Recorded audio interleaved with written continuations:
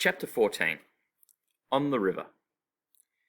It was almost completely dark when they found somewhere to moor, a place where the bank didn't rise too steeply from the river, and where the trees didn't look so much like an army ranged on the bank. Lila steered the raft towards land, and Fred jumped ashore. "I'll check there aren't any caiman marks," he said. "I'll come too," said Con. "No," said Max. He gripped her ankle. "Stay with me." Con flushed and swallowed a smile. She stayed. Fred walked through patches of trees, his heart beating in his ears, swinging a stick ahead of him through ferns, sniffing for the smell of anything recently killed. But it smelt only of growing things, and of resin and birds. "It's fine," he called. "It's safe." His voice twisted, echoing through the trees to reach the others, and they shouted instructions back to him and to each other and pushed the raft ashore. It didn't occur to anybody not to trust one another now, he thought. They had become a pack, or an expedition. He corrected himself. That was what they called a group of explorers. They slept that night on the forest floor, their backs touching. Though the day had been heavy with sun, the night was cloudless and cold, and Fred slept with his knees tucked up into his shirt. He found it was unexpectedly reassuring, now to feel Max's foot near his nose when he turned in the night. When the nightmares came, it was good to be able to hear the others breathing. They travelled on for another day and another night, the river carrying them at its own pace on its silver back. None of them spoke much. They watched the sides of the banks, waiting, alert, tense. On the morning of the third day, they had barely cast off when it started to rain. Max was sitting staring out at the splashes rebounding on the river when he let out a scream. "Sharks! Lila, sharks!" "Where?" Lila grabbed Max's wrists. "Hold on to me," she said. "Don't move." Fred looked around. There was only the expanse of water and the thrum of falling rain. "There are no sharks in the Amazon, Max," he said. "You don't have to worry." But even as the words were leaving his mouth, he saw what Max had seen. A fin, rising up out of the water. Con screamed. Lila let out a hiss. Fred froze. He said, speaking through rigid jaws, "Max, come away from the side of the raft." Then the fin dipped, disappeared, and out from the water leapt an arc of pinkish-grey body, curving against the rain and the thunder-coloured sun. "A dolphin!" said Lila. Her whole face was transformed. Fred rubbed his eyes and looked again, but he hadn't imagined it. The dolphin was pink.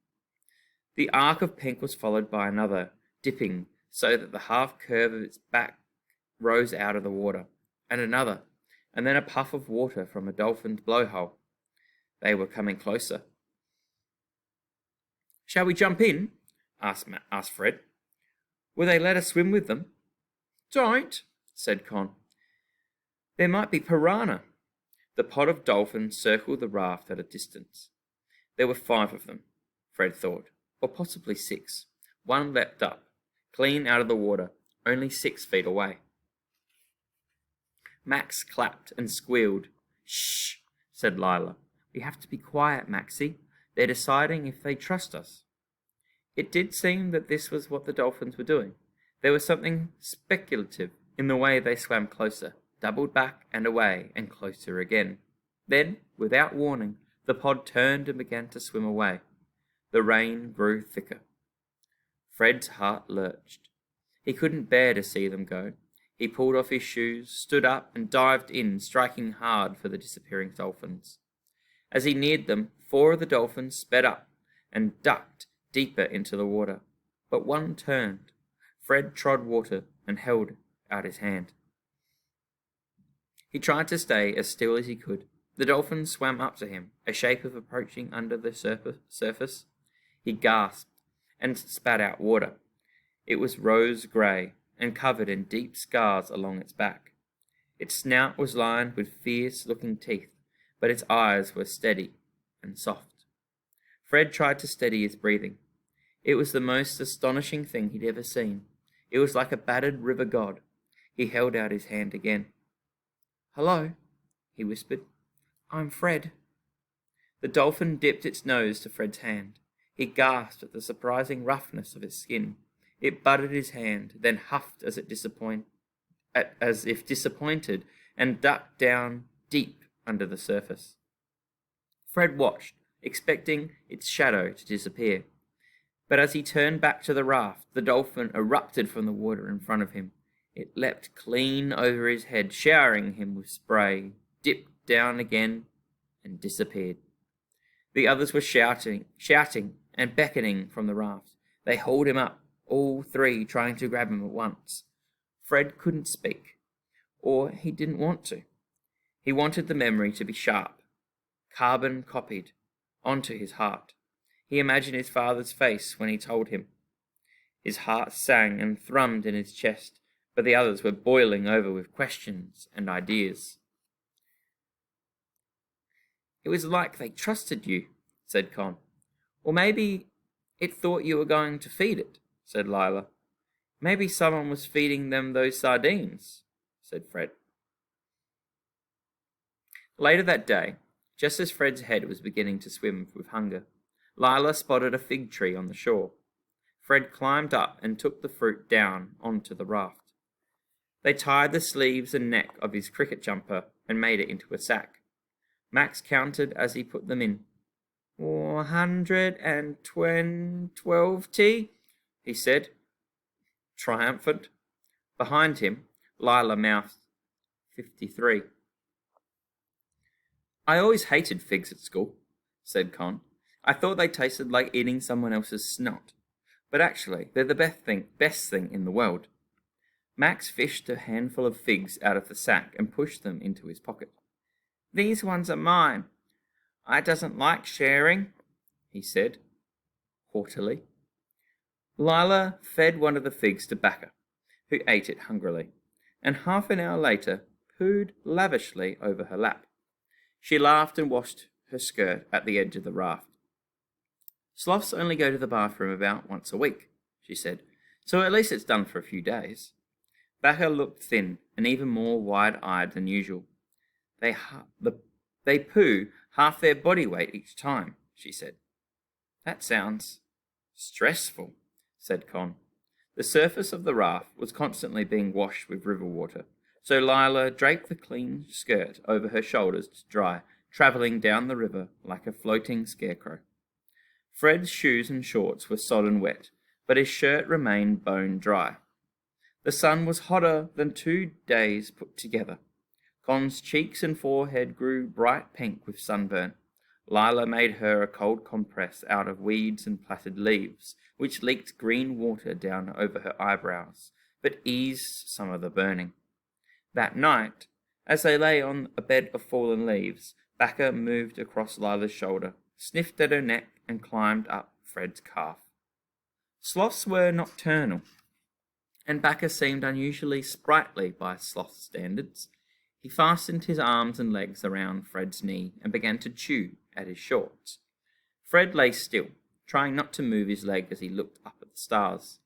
They broke out in spirals and galloping animals and clustered like hordes of white butterflies, ranging across the night. Lila was watching too. "Fred," she whispered, "are you awake?" "Yes," he whispered back. "The moon's so close." She sounded half asleep. "You could wear it as a hat." Fred nodded in the darkness, but didn't speak. "At home," she whispered, "you only ever get small squares of sky, however much you can fit between buildings and church spires." "Yes," whispered Fred, "I've never seen anything like this." Lila's voice grew even quieter. "Fred, are we going to be okay?" He kept staring up at the sky. "I don't know." Con stirred and turned to look at them. "Are you scared?" she whispered. "Yes," said Fred. He had never been so frightened in his life, but they were alive. He held that thought in his hand, tight against his skin. "Me too," Lila said. "Don't tell Max." Me too, whispered Con. She gave a grunt of disgust. But that's obvious. I can't work out how to hide it like you do. They lay, breathing close to one another. When this is over, said Lila, let's all swear to meet. Somewhere. Where? Asked Con. Where's the most famous place to eat in London? The Ritz, said Fred. Then we'll meet there, said Lila, and we'll have one of every single kind of cake. And this will be like a dream. And hot chocolate, murmured Max. He sounded 3/4 asleep. Max, said Lila, twisting to touch his forehead. Go back to sleep. Fred stole a look at the other three. Con had closed her eyes, her brow was furrowed, but her lips had half a smile at the tips. On the 4th day, the river began to change. The trees arched denselessly overhead, and the water was choked with weeds. It no longer smelt fresh. Fish flitted through the reeds. Are they piranhas? Said Con. Piranha? Lila peered down over the edge of the raft and nodded, her jaw set. She stroked Bacca, hanging round her neck, and buried her chin in his fur. Her breath, as she exhaled, was shaky. It was mid-morning, but it grew dark as the branches thickened above them. Is it just me, or does the river feel suddenly less on our side? Asked Con. Not just you, said Fred shortly. His upper lip and forehead were dripping sweat.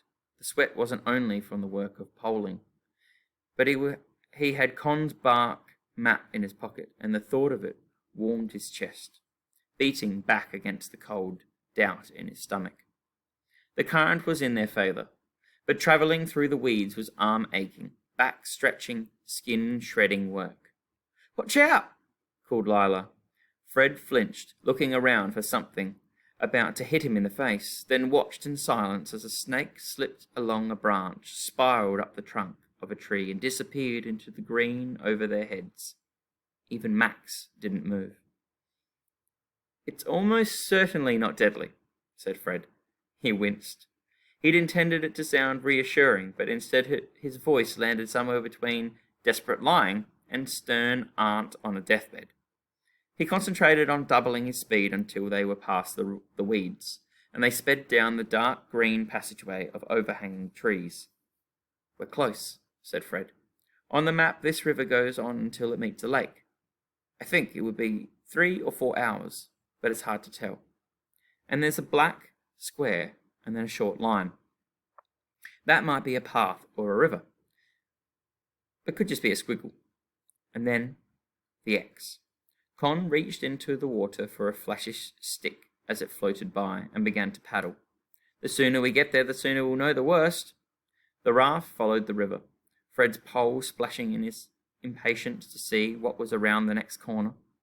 He guided the raft around a floating fallen tree, traversed another 5 minutes of dark water, and found, without warning, that they had come to the mouth of a small lake. The lake was an exquisite blue, shining under a cloudless sky, but Fred did not notice. They all 4 sat crouched on the raft, looking up, their jaws open and their eyes wide. There was a long silence. Then Lila spoke. Did I ever mention I'm terrified of heights?